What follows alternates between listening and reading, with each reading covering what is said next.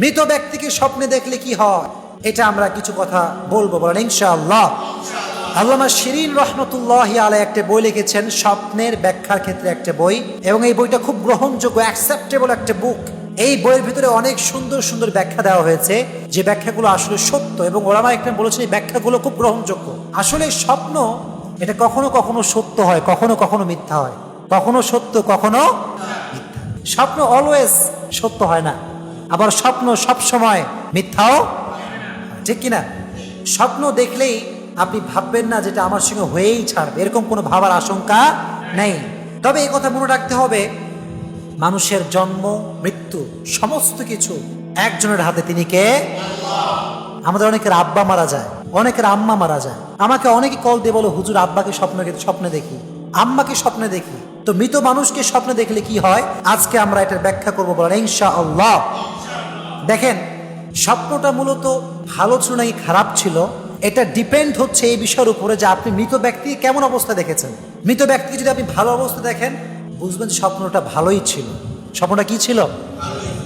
আর যদি খারাপ অবস্থায় দেখেন, তাহলে কি ভাববেন?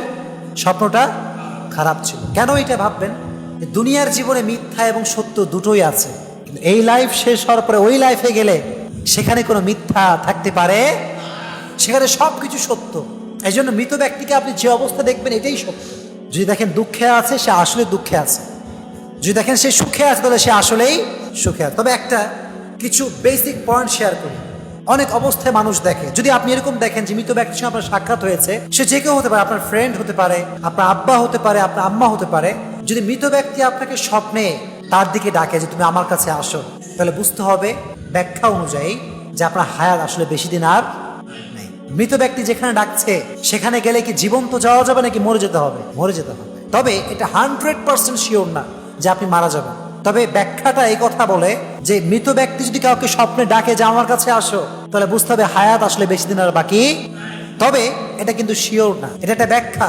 আল্লামা শিরিন রহমতুল্লাহ আলাইহি ব্যাখ্যাটা লিখেছেন যে মৃত ব্যক্তি ডাকলে মনে করতে হবে যে তোমার হায়াত বেশি দিন বাকি নাই। তবে এটা যে 100% হবেই হবে, ব্যাপারটা কিন্তু এমন নয়। হতেও পারে, নাও হতে পারে। আচ্ছা, এক্ষেত্রে কি করবেন? এক্ষেত্রে একটি আমল করবেন, সেটি হচ্ছে বেশি বেশি দান সৎকার করবেন। কি করবেন বলেন? 2 নাম্বার, যদি মৃত ব্যক্তি স্বপ্নে আপনার কাছে খাবার চায়, যে আমাকে পানি দাও, ভাত দাও, গোস্ত দাও, এরকম চায় কি চায় না? মাঝে মাঝে মৃত ব্যক্তি চায়। যদি চায়, বুঝতে হবে যে আসলে মৃত ব্যক্তি ভালো নাই। কি নাই? জোরে কোন কি নাই? সেক্ষেত্রে করণীয় কি? সেক্ষেত্রে আপনি যে কাজটি করবেন সেটি হচ্ছে মৃত ব্যক্তির জন্য কিছু গরিব মিসকিনদেরকে দাওয়াত দিয়ে এনে খাওয়াবেন। পারা যাবে ইনশাআল্লাহ? জোরে কোন ইনশাআল্লাহ। 2 নাম্বার। 3 নাম্বার, যদি আপনি দেখেন মৃত ব্যক্তি আপনার সে কান্না জড়িত কণ্ঠে কথা বলছে, বা সে কান্না করছে, সে আপনার আব্বা হতে পারে, আম্মা হতে পারে, ভাই হতে পারে, পারে কি পারে না? মাঝে মাঝে অনেকে স্বপ্নে দেখে যে আব্বা কাঁদছে কবরে বসে, আব্বা কাঁদছে, অনেক কাঁদছে। যদি কান্না করে তাহলে বুঝতে হবে যে সে আসলে ভালো অবস্থায়। তার জন্য কি করবেন? বেশি বেশি দান সৎকা করবেন। কি করবেন? দান এবং সৎকা। পারবেন ইনশাআল্লাহ? এটা ছিল খারাপ অবস্থা। এখন ভালো অবস্থায় আসেন। যদি দেখেন যে মৃত ব্যক্তি খুব হাসি, খুব খুশি, অনেকে বলে হুজুর আম্মাকে স্বপ্নে দেখলাম, আম্মা খুব ভালো আছে, খুব হাসি খুশিতে কথা বলছে আমার সাথে, এবং আমার সঙ্গে খুব হেসে হেসে কথা বলছে, বুঝতে হবে আসলেই আপনার মা ভালো আছে, আলহামদুলিল্লাহ। তার মানে এটা আমি শুরুতেই বললাম যে জীবনে, পৃথিবীতে এখানে মিথ্যা সত্য দুটা মিক্সিং, কিন্তু ওই জগতে মিথ্যা বলতে কিছু, যদি কোন কিছু, ওখানে শুধু সত্য আর সত্য। এজন্য মৃত ব্যক্তিকে যদি দেখেন খুব হাসি খুশি, খুব প্রমোদ করছে, খুব প্রফুল্ল মন, বুঝতে হবে সে আসলেই ভালো আছে। সে আসলে কি আছে? ভালো আছে, মাশাআল্লাহ। 2 নাম্বার, যদি আপনি দেখেন যে মৃত ব্যক্তির সঙ্গে আপনি ভ্রমণে বের হয়েছেন, আপনার ভাই মারা গেছে বা বন্ধু মারা গেছে, স্বপ্ন দেখছেন যে আপনি আর আপনার বন্ধু ঘুরে বেড়াচ্ছেন। কি করে বেড়াচ্ছেন? আল্লামা শিরিন রহমতুল্লাহ আলাইহি বলেছেন যে আসলে এই স্বপ্নটা ভালো নয়। এটা ভবিষ্যতে আপনার যে কোনো একটা বিপদ আসতে পারে, এটা তার সংকেত বহন করে। মৃত ব্যক্তির সঙ্গে কেউ যদি দেখে যে আমি ভ্রমণ করছি, ঘুরে বেড়াচ্ছি, বিভিন্ন জায়গায় জায়গায় ভ্রমণ করছি, এটা আসলে ভালো স্বপ্ন নয়। এই স্বপ্নের ব্যাখ্যা হচ্ছে একটা, যে সামনে ভবিষ্যতে, অনাগত ভবিষ্যতে আপনার জন্য বিপদ অপেক্ষা করছে। কি অপেক্ষা করছে? তা বিপদ যে আসবেই এটা কিন্তু ফ্যাক্ট না, এটা 100% শিওর না। তবে ব্যাখ্যায় কথা বলে যে বিপদ আসতে পারে। এজন্য বিপদ থেকে বাঁচতে চাইলে করবেন একটা কাজ, সেটা হচ্ছে দান এবং সদকা। কি করবেন? ইন্না সাদকা তাদফাউল বালা। দান এবং সদকা বান্দার সমস্ত বিপদ আর আপদকে দূর করে দেয়, বলেন সুবহানাল্লাহ। যদি দেখেন মৃত্যু ব্যক্তির সঙ্গে আপনি কথা বলছেন, কি করছেন? জোরে বলেন, কি বলছেন? কথা বলার দুইটা পদ্ধতি হতে পারে। কয়টা পদ্ধতি বলেন? কয়টা? এক, যখন আপনি কথা বলছেন আপনি খুব কষ্টে আছেন, সেও কষ্টে, আপনিও বলেন আপনিও কষ্টে, কান্না জড়িত কণ্ঠে কথা বলছেন, খুব দুঃখ কষ্ট। মনে রাখতে হবে এই ক্ষেত্রে ব্যাখ্যা হচ্ছে এই যে আসলে আপনার থেকে আপনার প্রিয় কোনো জিনিস এটা ছিনিয়ে নেওয়া হবে, প্রিয় কোনো জিনিস ছিনিয়ে নেওয়া হবে, কিংবা আপনার লাইফে কোনো একটা বিপদ আসতে পারে, এটা হচ্ছে তার ব্যাখ্যা। তবে এটা যে আসবেই 100 ব্যাপারটা কিন্তু, তবে আসতে পারে কি পারে না। আরেকটি হচ্ছে যে আপনি কষ্টে কথা বলছেন না, হাসি খুশিতে কথা বলছেন, মৃত ব্যক্তিও হাসি খুশি, আপনিও বলেন হাসি খুশি। সেক্ষেত্রে ব্যাখ্যা হচ্ছে এই যে আপনার মনের কোনো একটা বাসনা পূরণ হতে পারে। সুবহানাল্লাহ পড়েন। মনের একটা আশা পূরণ হতে পারে। তাহলে বোঝা গেল দুঃখে কষ্টে কথা বললে বুঝতে হবে কোনো প্রিয় জিনিস আমার থেকে হারিয়ে যেতে পারে। আর যদি আপনিও হেসে কথা বলেন, মৃত ব্যক্তিও হেসে কথা বলছে, তাহলে বুঝতে হবে আপনার মনের কোনো একটা আশা কিংবা বাসনা পূরণ হতে পারে কি পারে না। এটা ব্যাখ্যা, এটাই হচ্ছে ব্যাখ্যা। শিরিন রহমতুল্লাহ এই ব্যাখ্যাগুলো লিখেছেন, প্রত্যেকটা আলেম বলেছেন এই ব্যাখ্যাগুলো গ্রহণযোগ্য, ব্যাখ্যাগুলো গ্রহণযোগ্য, এটাকে ফেলায় দেওয়ার কোনো সুযোগ।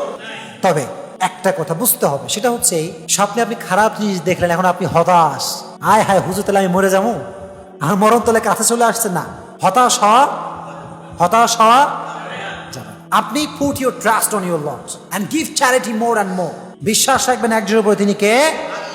আর বেশি বেশি সাদকা করতে পারলে আপনার বিপদকে দূর করে দেবে একজন, তিনি কে? আল্লাহ। এজন্য যখনই মৃত ব্যক্তিকে আপনি স্বপ্নে দেখবেন এই কথাগুলো মনে রাখবেন যে হুজুর কি কি বলেছিল। বলছিলাম এই কথা যে আপনি যদি মাফ করতে পারেন তাহলে আপনার মৃত্যুটা শান্তিপূর্ণ করে দিবে একজন, তিনি কে? ফিতনা ফাসাদ সৃষ্টি করা যাবে। যারা ক্ষমা করে না তারা ফিতনা ফাসাদ সৃষ্টি করে, ক্ষমা না করে এটা বিশাল ফিতনা। এই জমিনে প্রথমে যারা ফিতনা করেছে তারা হচ্ছে জিন। অনেক কিছু বলবো, শুনতে হবে, পারা যাবে ইনশাআল্লাহ। এই জমিনে সর্বপ্রথম ফিতনা সৃষ্টি করেছে জিন জাতি। কারা? এখন বাংলাদেশে যারা ফিতনা করছে তারা কি জিন না মানুষ? বুঝতে পারছেন দেখছি মাশাআল্লাহ। এখন জিনরা ফিতনা করে না, মানুষরাই বেশি ফিতনা করে, ঠিক কিনা? আচ্ছা একটা বিষয় বলি, জিনরা কিন্তু আমাদের আগে পৃথিবীতে এসেছে। জিনরা কাদের আগে এসেছে? আমাদেরও আগে এসেছে, বুঝতে পেরেছেন? এখন হ্যাঁ, অনেকের আমার কাছে প্রশ্ন, অনেকেই প্রশ্ন করেছে হুজুর জিনেরা থাকে কোথায়, জিনরা থাকে কোথায়, এদের জায়গা কোথায়, অনেকে প্রশ্ন করে। একটা বিষয় বুঝতে হবে, জিন এটা আসলেই আছে, এটা অস্বীকার করার কিছু। কোরআনের ভিতর সূরা জিন আয়াত নাযিল করেছে একজন, তিনি কে? কোরআনের সর্বশেষ যে আয়াত, মিনাল জিন্নাতি ওয়ান নাস, এখানে জিনের কথা আছে না নাই? কিছু লোক না বুঝে জিনকে অস্বীকার করে, কিন্তু আল্লাহ বললেন সূরা জিন দিয়ে আল্লাহ বোঝালেন জিন পৃথিবীতে আছে না নাই? জিনও আছে। ওমা খলাকতুল জিন্না ওয়াল ইনসা ইল্লা লিয়াবুদুন, I have created mankind and jinnkind just to worship our lord. তিনি কে? বলেন তিনি কে?